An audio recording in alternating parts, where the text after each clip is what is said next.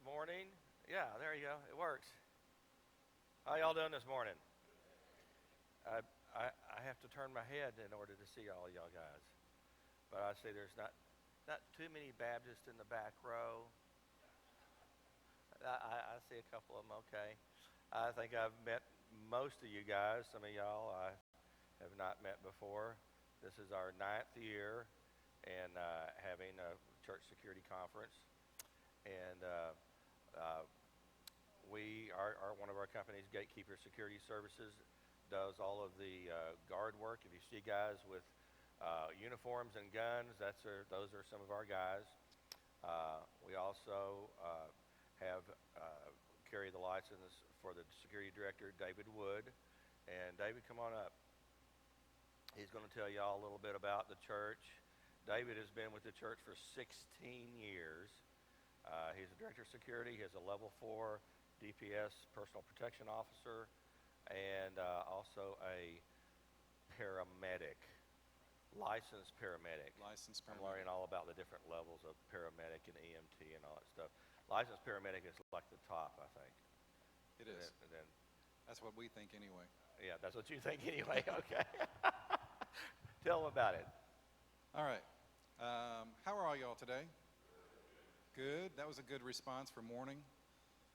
Looks like everybody is toward the bottom. All right, good. Hey, let me catch something real quick because you're going to be upset with me come lunchtime if I don't. There's a black Nissan Maxima in the parking lot, license BLD 5365. Your lights are on. We'll jump it, but you might want to check on it. Couple of things. We have a Mother's Day Out program. It's a licensed program. It's right next door to us over here, so that's why you'll find these restrooms locked off. 2 other restrooms are available to you. They're right back toward the front where you came from. There's restrooms around the corner. Or you can take the elevator up to the 2nd floor, turn right, and there's a whole string of restrooms up there, so all those will work for today. Tomorrow will be clear. Lunch today is going to be in the cafe, which was back where you came from on the north side. See, housekeeping has asked me to get your help in making sure that you have lids on your coffee. They chewed me out a little bit on one conference, so not wanting to be chewed out again, please make sure the lids are on the coffee, okay? And with that, let me also introduce Brian Ulch. Brian, there he is. Let me introduce Brian Ulch. He's the associate pastor for Trinity Lighthouse in Denison. And Brian, if you'd open in prayer for us.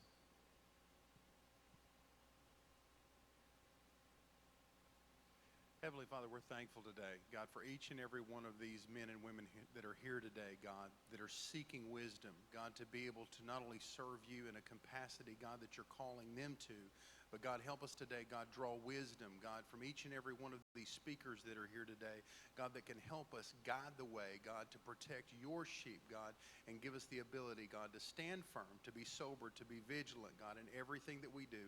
And we thank you for blessing this conference, and we thank you for blessing this house, Covenant, God, for opening their doors, and we thank you for it in your precious, mighty name. Amen and amen. Amen.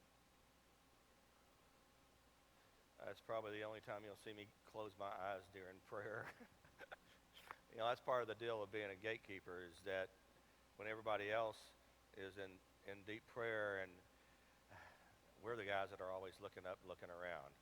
And so it's very infrequent that we get to feel comfortable enough to bow our heads in prayer in a public setting like this. But I feel good about you guys.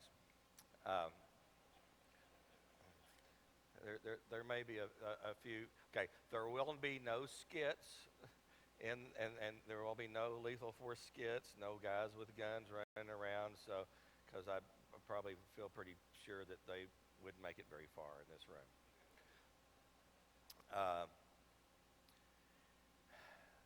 I'll tell you a little bit about myself to you guys. A lot of you guys I already know, but for those that don't know, I'll tell a little bit about myself. I worked for a company which is now called Heritage Auctions. It's a Dallas company.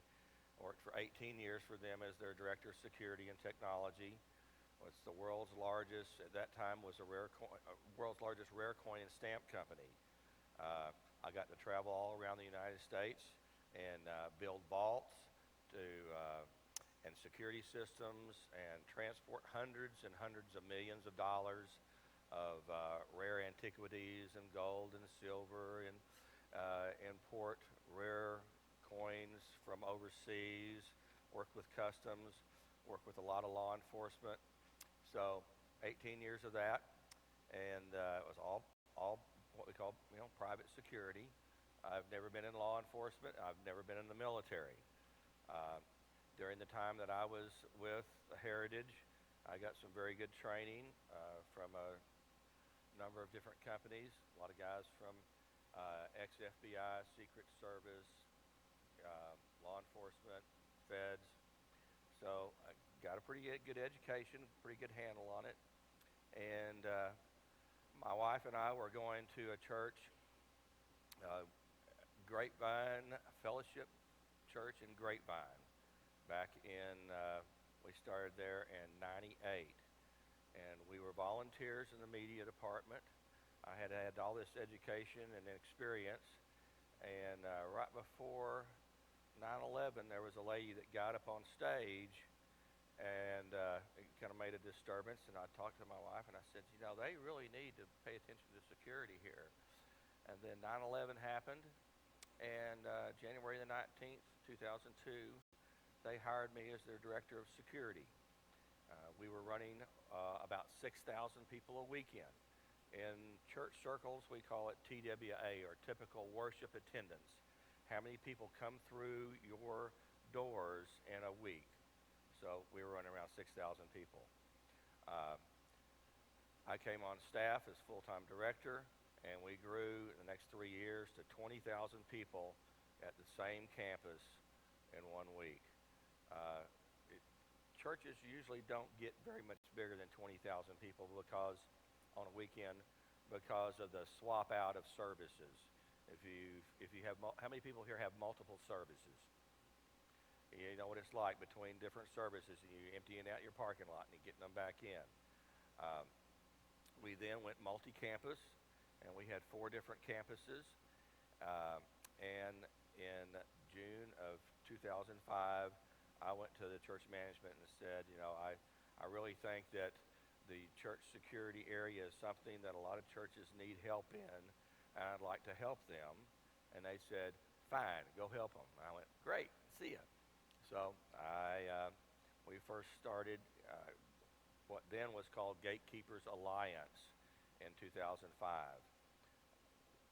Since then, we have kind of progressed a little bit to be the National Organization of Church Security and Safety Management, or what we term NOCSM.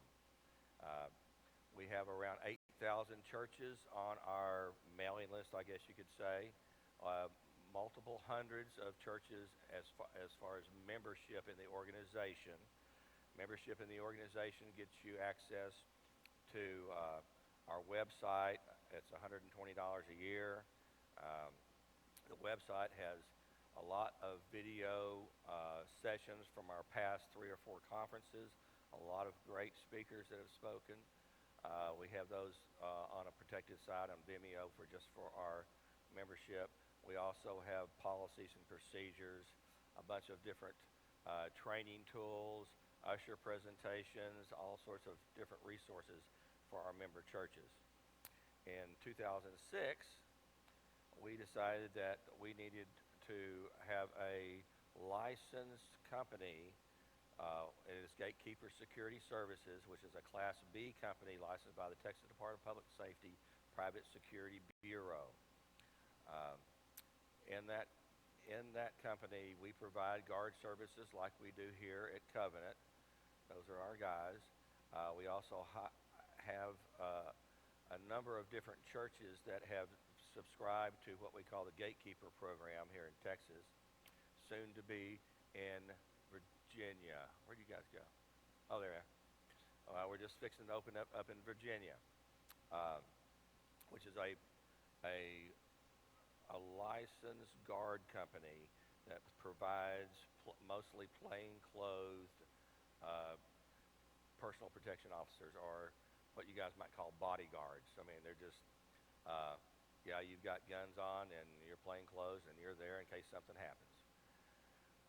We also have a state licensed security school called the Christian Security Institute, which is a Class F company. That's a licensed by the Texas Department of Public Safety security company that trains level 3 and level 4 officers. And as the days go along here, you'll understand what level 3 and level 4 and all that kind of stuff means. How many level 4s do we have here that are on our rolls? Quite a few of y'all guys have come in, and I really appreciate y'all coming in and your support. I think that everyone here will get something out of the training that's today. It goes above and beyond what at least the state requires as far as the number of different subject matters. We're touching on some new subject matters that we haven't had before, like the EMT trauma type session. Also, I've been working on this active shooter session. I think you'll enjoy that too. And we have a number of different speakers that all sorts of different disciplines that I don't think you'd be able to really find anywhere else. We have concentrated on having different speakers and different subject matter, as well as some of the same speakers, like myself. I'm going to speak too. We've got Carl Chin from Colorado. Bob Weil from Brotherhood Mutual is here. And I think you'll really enjoy what we're going to do. We'll have a speaker, we'll have a break, speaker, break. We have lunch provided today and tomorrow. Really want to thank David and all of his people that are here that have given us this great venue. I've never spoken in a room like this, so it's kind of weird that it's stair-stepped. Anyway, so, oh, there I am. Okay. First thing we're going to do is we're going to talk about some of the issues. This is kind of like the kickoff, and you'll see some video here of some different incidences. So, horrifying scene inside a church near St. Louis, so unthinkable. Many of the 150 worshipers in the pews say they initially thought it was some kind of skit. Tonight, prosecutors have charged a man with murder and aggravated battery after they say he shot a pastor and stabbed 2 other men. Police say it happened as Pastor Fred Winters was starting his Sunday sermon at First Baptist Church in Maryville, Illinois. They say 27-year-old Terry Sedlacek walked up to Winters, exchanged words with the pastor, and then opened fire with a pistol. The witnesses there describe Winters using his Bible to actually deflect some of the bullets, spraying pieces of paper into the air, as they describe it, like confetti. In the end, the coroner reports it was one single bullet right through the heart that killed the pastor. But tonight, as church leaders continue to mourn, they say they're also praying for the attacker. But they made it very clear today that theirs is to forgive, and that they and the congregation would be praying for the man accused in this shooting. The church says it's important for followers to be resilient, saying this attack was, and I quote here, from the forces of hell. Tonight we're learning much more about the man who was allegedly behind that attack. This man, including his note apparently left inside his daily planner. Steve Brown live on scene for us tonight. Tell us about that. We are told that the 2 words written on yesterday's date in Sedlacek's daily planner were Death Day. When you combine those 2 words plus what police tell us were the weapons that Sedlacek carried into this church yesterday, a .45 caliber handgun with 30 rounds of ammunition, plus a 4-inch knife, it suggests a level of planning for a level of violence that we have yet to just scratch the surface as to motive. Police say they don't even have one yet. You know, Steve, there's a report tonight that the suspect may have a mental illness, and there's word of Lyme disease as well. Yes, Lyme disease, generally speaking, usually exhibits itself in flu-like symptoms, but in severe cases can restrict blood flow to the brain. And already Sedlacek's attorney is using that as an explainer as to yesterday's actions, saying it may have contributed to recent bizarre behavior. But a Yale researcher who's been spending years taking a look at this disease doubts that that could be the cause of the level of violence we saw here yesterday. Steve Brown, live tonight. Steve, thanks.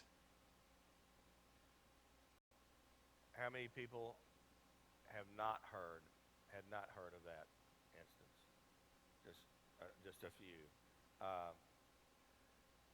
Of all the different not spectacular, but infamous events, we got more calls to our company from that incident than almost all incidents combined. Can anybody understand why? It's because it was up close and personal to the pastor. He was up there speaking the way I understood it. The service had started. He had started his sermon. The young man comes in, walks down front. The pastor goes down, talks to him for a couple of seconds, and the guy just runs up 45, boom, boom, boom, gets off 4 shots, shoots it did hit the Bible, and no, the Bible did not deflect the bullets. Sorry, guys. I mean, unless you got a bulletproof Bible, it's not going to happen. It did explode. 1 shot through the heart, killed the pastor.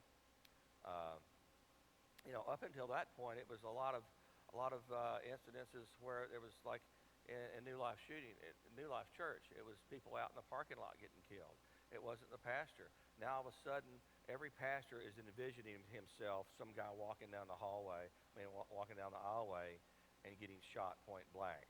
His gun jammed. He took out his knife. Two of the, the ushers or deacons or something, they went to grab him. He stabbed both of them with this, to me, a 4-inch knife is not a huge knife. But he did stab them, went to go and cut his own throat, and they grabbed him, took him down to the ground. And yes, he's alive. Has it even gone to trial that we know of? I don't think it has. He's saying that he had, at least his lawyer's saying that he had Lyme disease, and that's what caused him to be stupid. So that was a very, infamous incident where pastors really started paying attention. Here's the next one. Colorado Springs.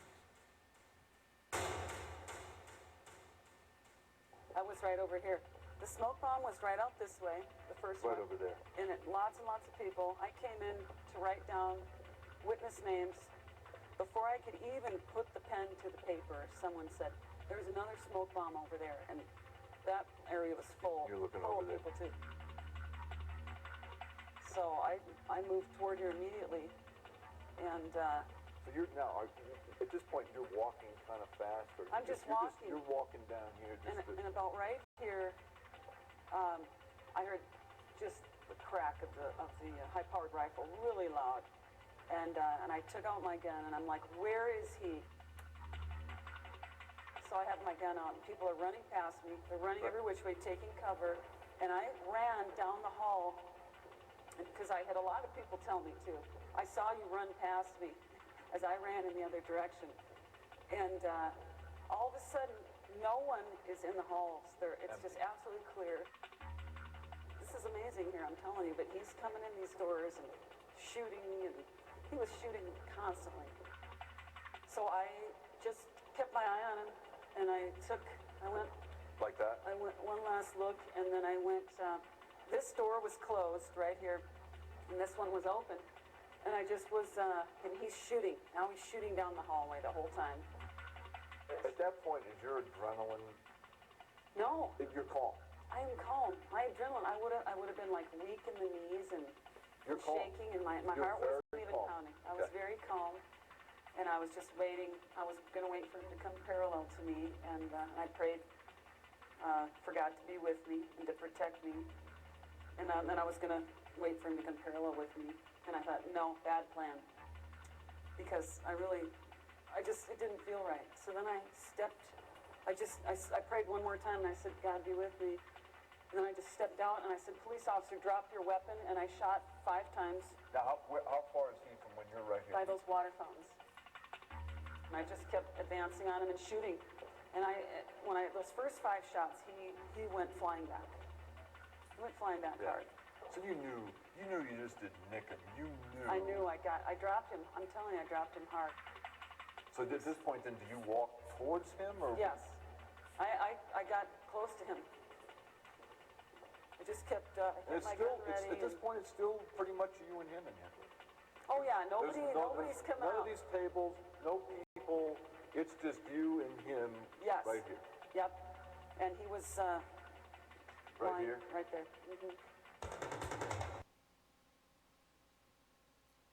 You'll hear much more about this when Carl comes up. He'll go through the whole thing with you. A lot of things that weren't in the press, I guess you could say. He was going to give you a recount from his perspective, and you'll hear about that. It was one of the more infamous incidents where a guy actually comes into a church with an assault rifle.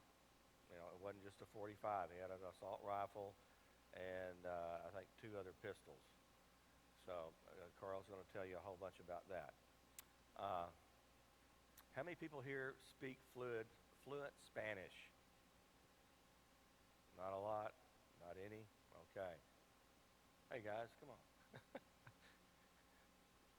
All right. Now, so I want you to listen and try to put yourself in a situation to where you are the sound person at this church, and you have at your church has rented the facility to a Hispanic youth group that's going to have about 300 or so people in the sanctuary at this time.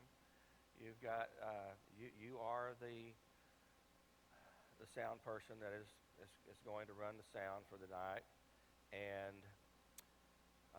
you don't speak Spanish. And something's going to unfold, and I want you to put yourself in that predicament. And you tell me what you would do. Woo! And right now tenemos un drama. Tenemos un drama de una iglesia, de la iglesia Fe, Esperanza y Amor desde Oak Cliff, right? Oak Cliff. So, ellos están con nosotros hoy, están aquí con nosotros, y ya están preparados, ya están listos, ¿verdad? Y muchachos, pongan mucha atención, vienen unas escenas un poco fuertes, ¿ok? Hay unas escenas fuertes en el drama, so no se van a espantar, just go with the flow. You guys are amazing to do that. Just everybody goes with the flow, right? Everybody goes with the flow. But gracias a todos, y espero que no sea la última vez, chavos, que estemos aquí. Vamos a tener Wi-Fi Zone la última semana de septiembre en Garland. Where's my Garland people at? Hasta Garland. And nos gozamos porque el Señor ha estado con nosotros, porque el Señor nos cuida, porque el Señor... ¿Qué les pasa? Estamos en iglesia. Dame dinero. No tengo.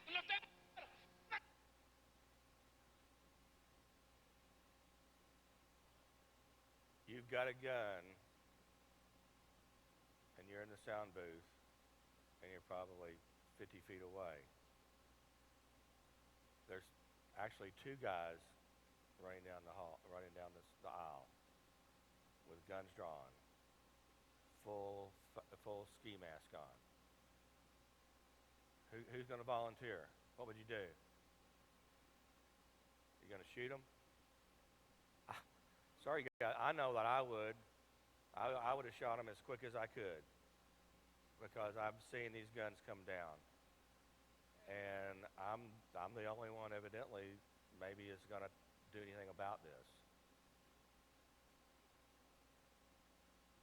Yeah. All right.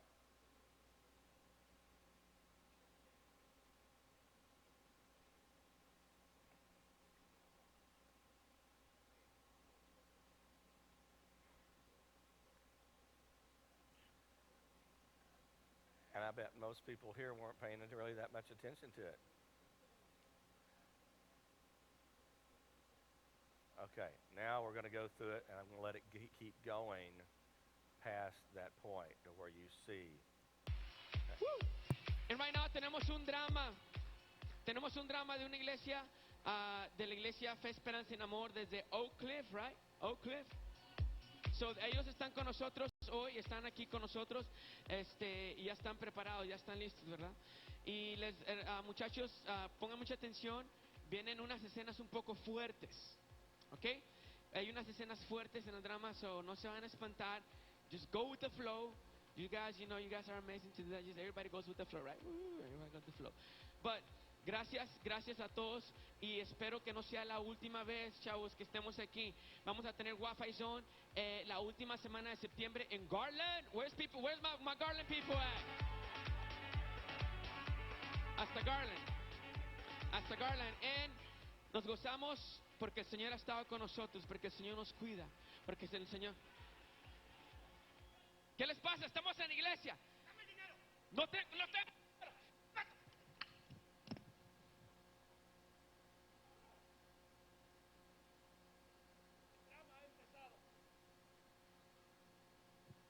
¿Saben cuántos de nosotros nos puede suceder esto? You know how many of us this can happen to? Nadie tiene la vida comprada. No one has life for sure. En la vida In podemos andar en peligros. life, we can be going through dangerous things. ¿Sabe cómo es nuestro andar en los caminos del Señor? How is our walk? ¿Qué caminos llevamos? What path are we taking? ¿Sabes a dónde va tu alma? Do you know where your soul goes? ¿Hacia el cielo o hacia el infierno? To heaven or to heaven or to hell? Por eso es que debemos de estar preparados. This is why we need to be ready. Preparémonos, hermanos, Brothers, let's get ready. porque la vida Because life, solamente el Señor Jesús only the Lord, la tenemos asegurada en sus manos. we are assured in His hands.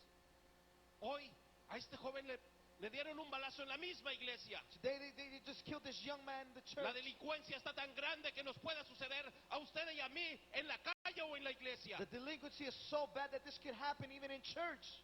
Por eso es que debemos de estar preparados This is why we need to be ready y saber y tener la seguridad and to know and be certain a dónde va nuestra alma. where our soul is going. Pero veamos la siguiente escena.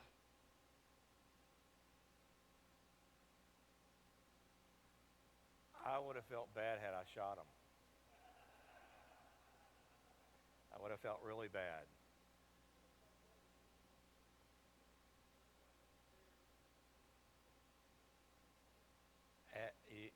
What he's saying is that you need to make sure everybody understands what's going on. Well, the guy in the sound booth didn't know what was going on, and he was just about there, and he heard that click. Did you hear that click? That's the airsoft gun going off.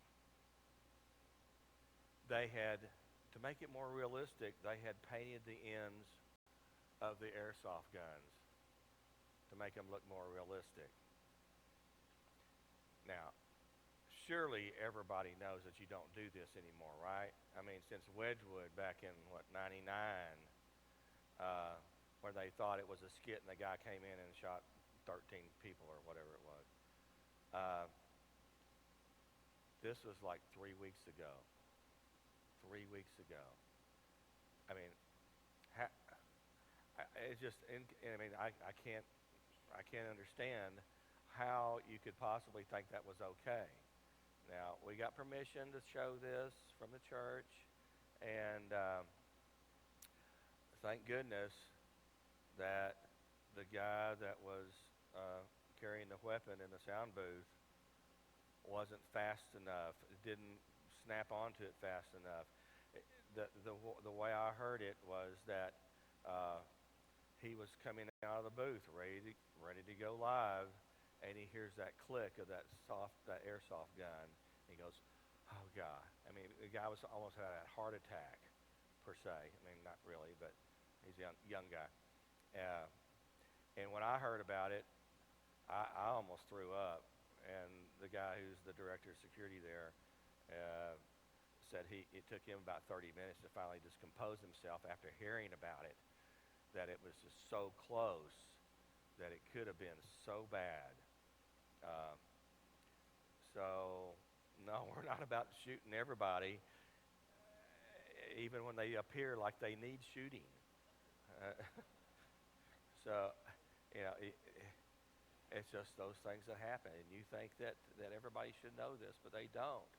I mean, I kind of put it in the range of maybe the Hispanic culture had not caught up to us that are aware of Wedgwood and the skits and how you don't have that kind of stuff. Obviously, the church did not know that this was going to go on, or it wouldn't have gone on. And the guy who was the director of the youth group said he was so sorry that he had no idea. I'm sorry, I'm sorry, I'm sorry. And then about 1,000 more sorries. We're going to take this out of our program. I'll never do it again. We're sorry. I mean, it was like in some municipalities having a airsoft gun painted black on the end is some kind of misdemeanor. I showed you all the parts about where people got shot, and then I showed you this just to show you how convoluted it can get sometimes. So, expectations are that we want you to know that there are problems that you may face, but we also want you to know how to proactively and preemptively handle these types of situations. Up there. Now, church security issues. To me, security is bad people doing bad things intentionally. An emergency action plan is a reactive plan. What happens if an emergency happens, whether it be a tornado or a flood, or those, some emergencies you can see happening. To me, a hurricane is not an emergency because you know it's coming. You need to do something about it. Now, a tornado, it's going to be a little bit different. But that, to me, is not a security plan. A safety program, safety to me is preventing accidents, things that are not intentional. So we have a lot of churches saying that we have a safety team. Okay, to me, a safety team is looking for trips, stumbles, and falls, and ladder accidents and things like that. Security team is people looking for bad people doing bad things. In Texas, we have certain restrictive laws, which I actually think is good to be restrictive, so that you cannot really call yourself a security person or wear things that say security on them because those are it's a regulated trade. So we have a lot of people in Texas going, we have a safety team, which then encompasses safety and security efforts. So what are the types of threats? Violent crime, robbery, rape, murder, suicide. We see all of those types of things in churches, lots of different incidences. NBC5 is following the investigation Here's into a First Baptist Church of burglary, Dallas, actually a robbery. Three robbers in black fatigues attacked and tied up 3 church security guards and escaped with big screen televisions. NBC5's Ken Kaltoff is live with an update. Ken? Jane, tonight police want help finding the robbers who ripped off a church on Thanksgiving. Detectives say the crooks looked professional. Their crime seemed like something out of the movies. We know that because it was all caught on camera. Church surveillance video captured the crime unfolding on Thanksgiving night. The robbers wore masks and black fatigues as they carried out their methodical crime. First Baptist is one of the largest and oldest churches in the city, and it does indeed have security guards all the time. But the security guards could do nothing because one by one they had been tied up and gagged, starting with a woman taken by surprise at the back door. Took that guard and tied her up with rope and put her in a closet, and then went through the church until they found the other 2 security guards that were making their rounds. The robbers used church waste carts to carry 8 plasma TVs out of the building. Police say it started around 11:30 and may have taken less than 30 minutes. We have no way of knowing because the security guard did not break loose from their bonds until about 2 a.m., and that's when they called 911. Video did not capture the suspects' faces, but one had a distinctive tattoo. They left in a silver Dodge Dakota pickup. We're hoping someone may recognize someone and give us a call. Church Church officials tell us that they are thankful that the guards were not injured. What was taken can be replaced, but they are sad to be victimized on Thanksgiving. Reporting live, Ken Kalthoff, NBC5, Dallas. Thanks, Ken. And First Baptist Church, downtown Dallas. That is their old building. They now have a new $130 million facility. Pretty cool facility. And at that time, they had an 8-story building. There was a plasma television over each one of the elevator banks. The perpetrators got in through a back door when one of the guards was going outside. They tied her up at gunpoint. You saw that guy walking through the hallways. But that was it. He had a gun on. I mean, had his gun out. They were wearing full face masks, so you couldn't really tell who they are or they were. They only caught them when they started, trying to sell the televisions. They got caught that way. Ended up being one of the ex-security guards' brothers-in-laws. They'd scoped it out real well. I mean, this is back when the plasma televisions were like $5,000 a piece, if you remember back then. They did catch them. They had all, like I say, they had it all scoped out. They even knew where the trash bins were to go up and down the elevator and put them all in the trash bin and put them back in the back of the pickup and take off. So it was an armed robbery. So yeah, those types of things happen. Sexual predators. To me, it's not only the classic dirty old man of molesting the young little girl. There are cases to where there's been husband and wife molesters. It has been a case to where it is young people violating young people. It's not just those classics. And I even think about it as being some of the cases to where you've got pastors that have been caught having inappropriate relationships with people that they've counseled. There's one pastor in the Dallas area that is serving, I don't know how many years, as felony rape, for 3 counts of felony rape that he supposedly raped, or he was found guilty of raping 3 women that he counseled. So yeah, churches are great places for sexual predators to attack, because where else can you go where you're met with open arms? I mean, what does it take to be a member of your church? Most of the time it's just to walk down front and maybe a class and you're in.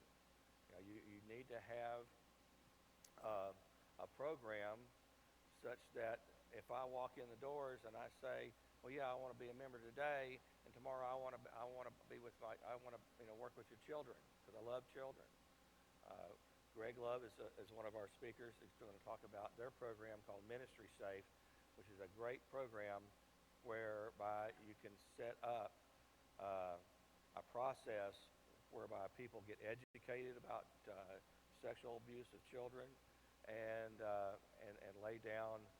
Well, he'll tell you all about it. It's a great program. I know a lot of different churches, even entire denominations, that have signed on to their program. They actually, I think, started at Christ Chapel Bible Church over in Fort Worth, one of our churches. All right, so sexual predators, that's some problems. Workplace violence and domestic violence. Who all has had a bad daddy or a bad mommy show up at their Sunday school, wanting to try to get, custody, if I'm a bad dad, and believe me, I've seen as many bad mommies as I have bad daddies, so it's not like a stereotype to me. If I'm the bad daddy and I don't have custody and I want that child, I used to be married to the woman, and I know where we go to church, and I know what service she goes to, and I know that we check the child in, surely everybody has some kind of child check-in system now, right?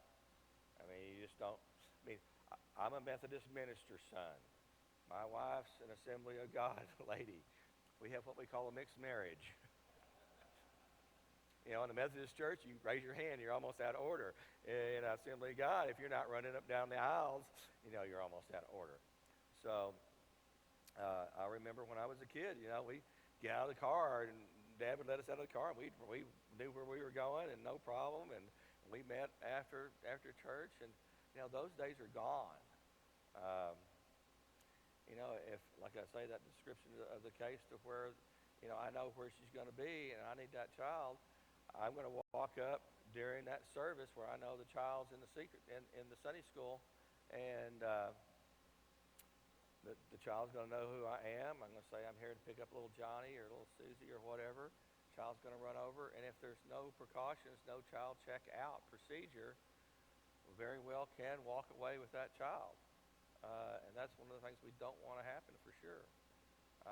We've had cases to where in a child in a daycare situation that an estranged mother comes up and sticks a gun in the children's worker's face and says, I'm taking this child. Like, what precautions have you taken? How have you trained your workers? Have you told them it's their own choice as to whether they interfere or not? I mean, to me, a lady sticks a gun in my face and said, I'm taking this child. How many people here would say, no, you're not, and do something about it? I mean, just because you get shot doesn't mean you're going to die. Okay, I'll take a bullet for a child any day. It's their own decision as to what they're going to do. Then you got nonviolent crime. You know, you've got embezzlement. It's kind of hard for me to say sometimes. How many people have home groups or cell groups, that kind of stuff? We do. We've been members for a long time, and I'm not saying you shouldn't have cell groups and home groups, but think about if you're we've had what they call con couples.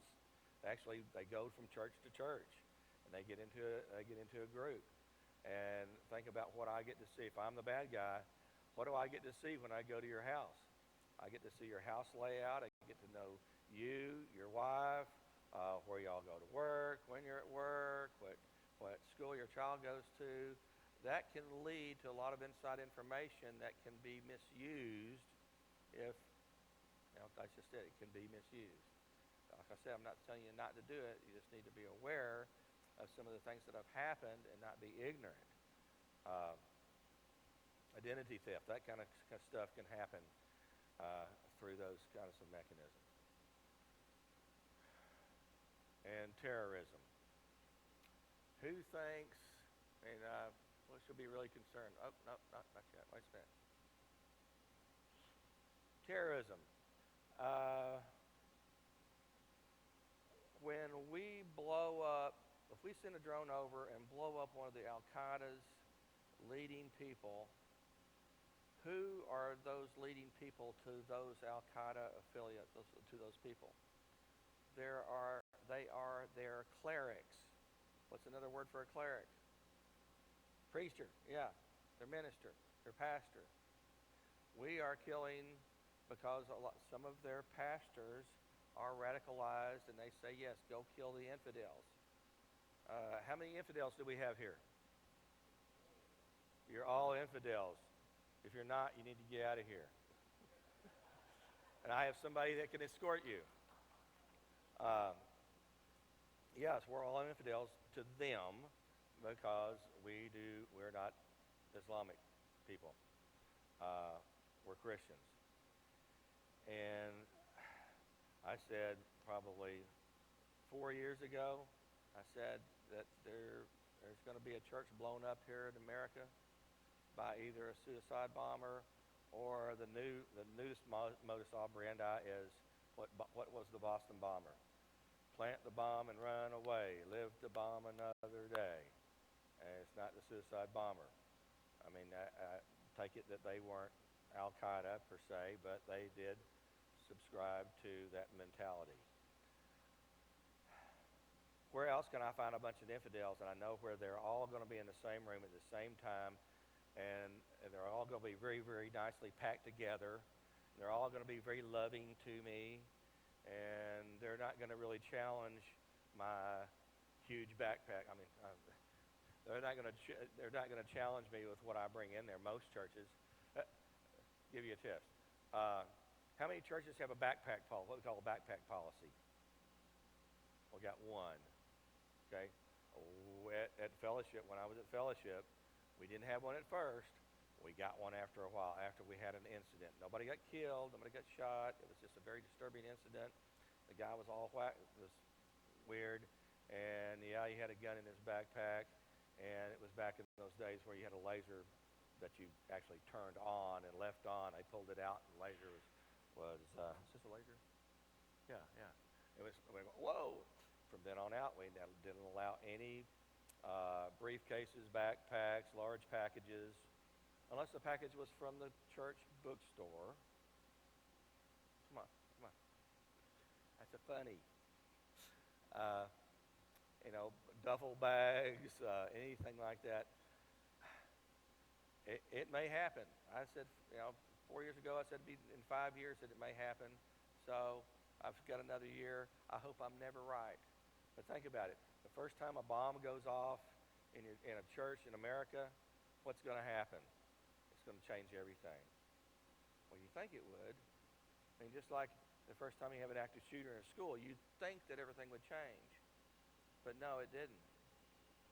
And so I'm still waiting for the other foot to drop to see whether these things actually come true. I'm trying to be as devious as I can. I mean, if you talk about somebody who wants to be devious, I'm the devious person. I try to think of anything, however I could jack you guys up. I mean, it's like and I'm kind of a technician too, but I think about, well, how could I really mess some people up in a church, and with very little risk on my part. Well, I'd find a church that had multiple services. I'd carry the bag in, leave it between services, and have it go off in the middle of the next service. Of course, I would have scoped you out before to make sure that I could find a place where I could put it to where your ushers, who are hopefully sweeping between services. What's a sweep? That's where you go through and pick up all the bulletins that people drop and stuff like that.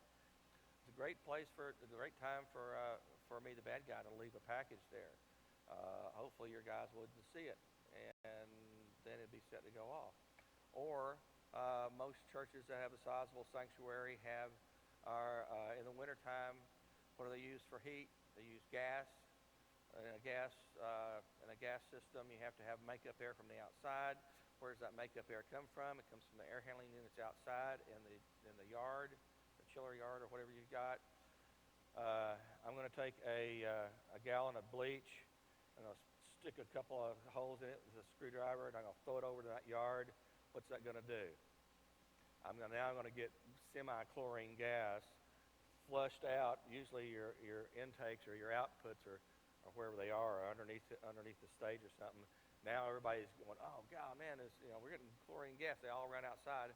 I'm waiting outside either with my AK-47 or my sniper rifle, and I'm going to pick them off as they come outside, or they're all going to evacuate out in the parking lot where I've parked my nice little white utility van full of really nasty explosive stuff and blow you all up. So, see, I'm very devious. So, is it going to happen? I hope not, but the way it looks, it may happen, and when that happens, everything's going to change. And what are you going to do? Are you going to frisk everybody that comes through? Are you going to have metal detectors? If you would pay attention to the news in Kenya after this most recent incident in Kenya, there was a video clip of some churches. They actually had wands, and they were going by everybody that were coming into the church, into the Christian church, and making sure they didn't have weapons. Is that what we're going to get to? We may. I don't know. Disruptive people. Now, how many people would this be a disruption? I think you can probably figure out what day it was. It was close to Easter. And this lady was sitting in the very front. You know, that's kind of a distraction, sitting up next to the front. And so we asked her, had one of the ushers go over and ask her if she could take her head off, take her helmet off, or whatever, the ears off. And she said, "Well, I thought, you know, if I take my head off, I'll mess up my hair, and I'm afraid what people would think about what I look like." So, yeah, that can be a disruption to some extent, but there are a lot more disruptions. People staying up in the middle of the service and yelling things, or you know, shooting somebody, or just making a disturbance, whether it be for a political, you know, social type issue, things like that. We'll see a little bit more about disruptive people in our section on security teams. Theft of equipment, vandalism of property. To me, that's not a big concern. I don't really care if your television camera gets stolen. That can be replaced. Okay? What I'm all about is bad people doing bad things to our good people. But you still have cases like this one. He looks innocent enough as he walks through a North Texas church, but police call him a bold and determined thief. He walks in while people are right there and walks out with valuable church possessions. Channel 8's Jim Douglas shows us how detectives are trying to track him down. John Holden is a church-going man. Detectives are pretty sure that's him going through First Methodist in Richardson.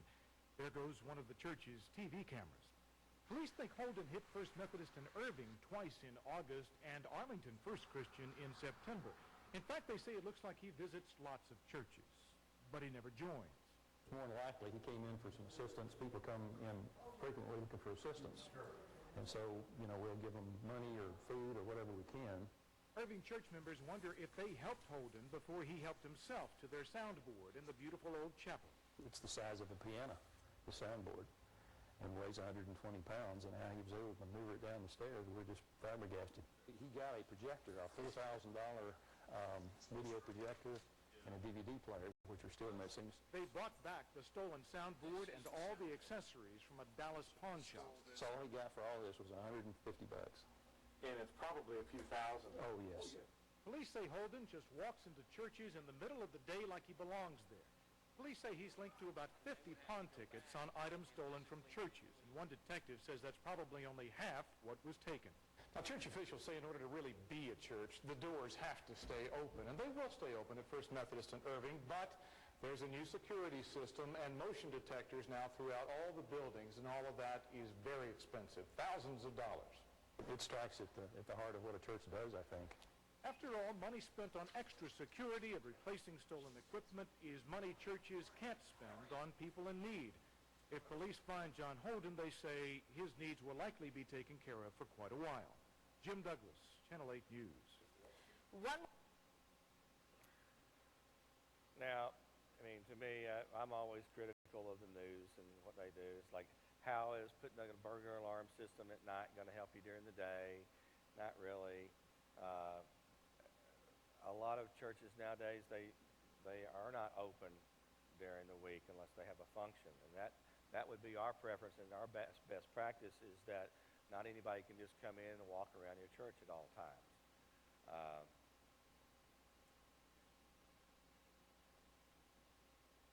Then how to protect your pastor or pastors. Billy Joe Doherty has preached in more than 40 countries around the world, many of them dangerous places. But he's never encountered something like this. We were about this far apart, and it was... Last Sunday, as Doherty was giving the altar call at Victory Christian Center, a man steps through the crowd and punches the pastor in the face. I mean, it was bam, bam. I had been preaching on praise and thanksgiving in every situation, and this guy walked forward. I thought he was coming to receive the Lord, but he had another plan. No one knows what was on 50-year-old Stephen Rogers' mind. Rogers had been bussed in for the service from the John 3:16 mission. The two had never met before the altercation at the altar, but the pastor says There's a lesson to be learned in this. The Bible says we may be knocked down, but we aren't knocked out. We're still in the game, and that's the message of life. Doherty says he forgives a man who almost knocked him out. He's a pastor who practices what he preaches. Mark Bradshaw, News Channel 8. Now, at least that wasn't a deadly force incident, even though hitting somebody in the head is considered deadly force, at least in Texas. This is Oklahoma. Where's our guys from Victory? Right there. That was kind of weird, wasn't it? For sure. And that's one of our classic examples of things that can go wrong in some of the most innocent of situations. And lastly but not the least of importance, and probably the most important, is how we protect the children. You know, they are irreplaceable. They are our next generation. We need to do everything that we can to protect them. Video surveillance is the number one technical solution as far as keeping track of who comes in and comes out of a church.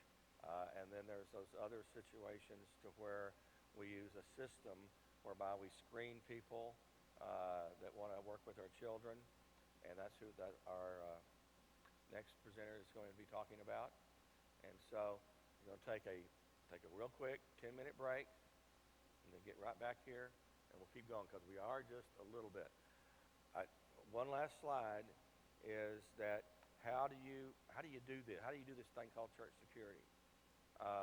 We've developed a methodology called the 3 strands of church security, modeled after Ecclesiastes, where it talks about the 3 strands woven together are stronger than one. The first strand being policies and procedures. The second strand being your team players or your security team. Ushers, greeters, parkers, preschool workers, all those people have a part in the security program. And the third strand is technology or systems or tools. Systems that you may use, the child check-in, check-out procedure. And radios are communications. Those are tools that we give. Those are tools of the third strand that we give to the second strand, the people, in order for them to carry out the first strand, which is your policies and procedures, more effectively. And yes, guns are a tool too. Force on force type of options, those are a tool. So, that's enough about me. We're going to go. 10-minute break. Be back. Go.